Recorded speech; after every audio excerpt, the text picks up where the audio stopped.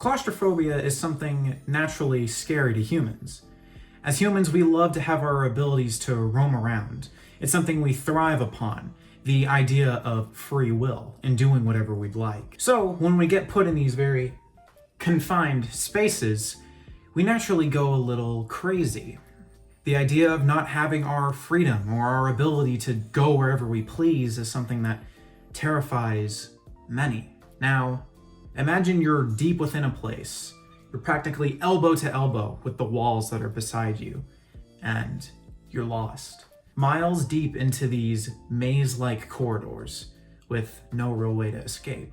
What I'm describing is very similar to the final moments of an unknown man that got lost in the Paris catacombs. Hello my fellow Nightcrawlers, welcome to a brand new video. As usual, grab your blankets and grab your snacks and get comfortable because today we're going into the mysterious found footage that was deep within the Paris catacombs. There's many different questions, a bunch of different answers, many different theories on this entire thing, and I'm really excited to hop into it. So I'm not going to belabor this for too much time. Let's just hop in so we can start discussing this really creepy footage. Before we hop into the footage itself, though, I feel like it would be wrong of me to not give a little explanation on what exactly the Paris catacombs are. So beneath Paris, France, are essentially these resting places for a bunch of people. There's estimated to be around 6 million bodies within the catacombs, and it's these very long, narrow, tight hallways that go on for miles. The true catacombs aren't really mapped out yet because there's so many divots and hidden spots that still have yet to be discovered. The true size of the catacombs is one that has yet to be fully mapped. It's unknown, basically. The catacombs are very dense. It's very hard to traverse through. And the small segment that's open up to the public is not even like half. It's not even a fourth. It's a very, very small confined segment. And of course, in the catacombs, it's made to look super creepy. So, there's like a bunch of skulls everywhere. There's like bones on the ground. Like, it's really, really creepy.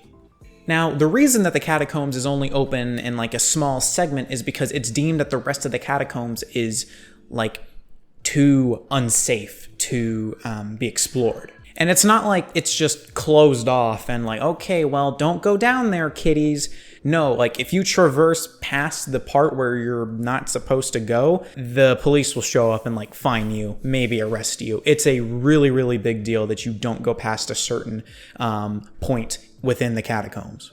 With the catacombs, it is said that if you actually traverse so far and you no longer see graffiti on the walls, you've basically gone too deep. So who knows, maybe if you're down there yourself one day in Paris, France, and you're like, man, this is so cool, and you don't see any more graffiti, maybe it's time to hopefully turn back around so you don't, die. Now that I feel like I've given you a bite-sized introduction to what the catacombs really is, I feel like it's time to finally hop into the footage, the real meat of this entire story. In the footage itself, this clearly shows a man traversing the catacombs. The lack of graffiti on the wall really highlights the fact that this man is very deep within the catacombs. You see him looking at bones on the ground. He's filming different rooms and stuff that have more bones within them. There is a lot of bone structures, obviously, within the catacombs. As you continue to watch the video more and more, though, you notice that this man gets a little bit more frightened. You can tell that he's a little bit more unnerved. And as he continues walking more and more, you can hear his breathing get a little bit harder and heavier. And it eventually hits the point that as he's walking and basically kind of like going into a light jog, he just suddenly drops his camera and starts running deep into the darkness with no light at all.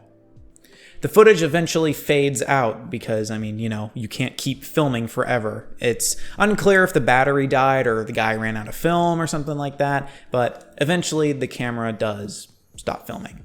This footage was actually never released to the public until 2000 in the show called Scariest Places on Earth. The man who actually obtained this footage is a man by the name of Francis Friedland. Well, he didn't technically get the footage. Another person, like a catacombs explorer, gave the footage to Francis Friedland.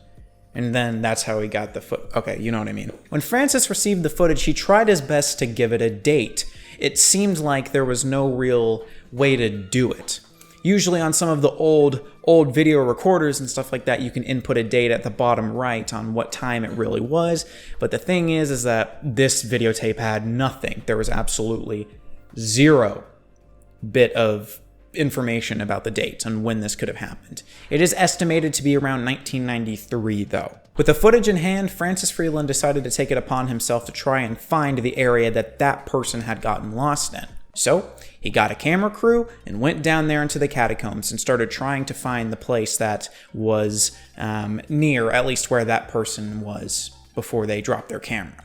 After traversing the catacombs for a pretty long time, he believed to find a place that was relatively similar to where the person that had dropped their camera was, but it's unclear. There's a few very slight similarities, but I mean, when you're around hundreds and thousands of bones, a lot of the bones kind of start looking the same, you know what I mean?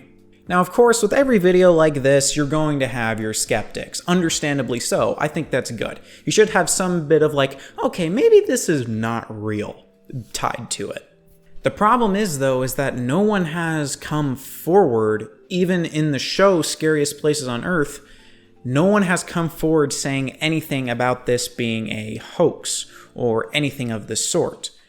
Let's do some basic math. Let's just say that this was filmed in around 1993, and that's when the person lost their camera. That is 28 years. Going from 1993 to 2021 at the time of this recording. So that's basically 28 years from when the footage was initially filmed. It was aired in 2000, so 21 years. If it was a fake, I believe over the course of 21 years, someone would have come forward and said something about the footage being fake.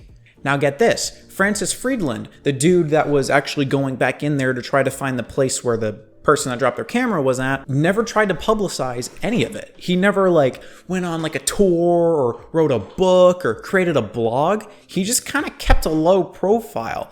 Check his IMDb page. This man literally only appeared in Scariest Places on Earth and then Ghost Adventures to talk about the catacombs in 2012 or 14. This dude clearly isn't in it for the money. So kind of seems to add to the legitimacy. This guy doesn't seem like he's trying to do it for some clout. It seems like he's just genuinely reporting things. So now while we do have the things that support the idea that it's real, there's a very common point that people bring up into the idea of why this could potentially be fake. Now, think about it this way. If you're in the woods, dead at night, and you have a flashlight, and you're looking around and you're trying to make sure that you can traverse things, would you think it would be wise to drop your only light source and just keep walking dead into the forest? No, you'd want to have your light source. So why did this dude drop his camera? There's actually a lot of theories onto why this person did drop their camera. When you're put in claustrophobic situations like this and you're submerged in darkness, and every corner you turn, you don't really know what's going to be on the other side, your mind naturally gets a little nervous and scared. You start panicking. So it's a very common belief, at least in terms of this video, that he was in there for so long that he might have heard something and it spooked him, so he dropped his camera and just started running. That's the belief, though. Of course, we will never know because this person hasn't been recovered. The body has never been found. So we literally only have the footage to go off of. Kind of scary. But what do you think, ladies and gentlemen? Do you think this is real? Do you think it's a hoax? It seems like there's parties going on both sides to claiming the legitimacy, but then claiming the illegitimacy of this video.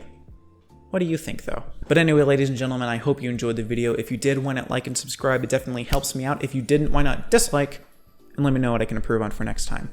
But anyway, ladies and gentlemen, I will see you all in the next one.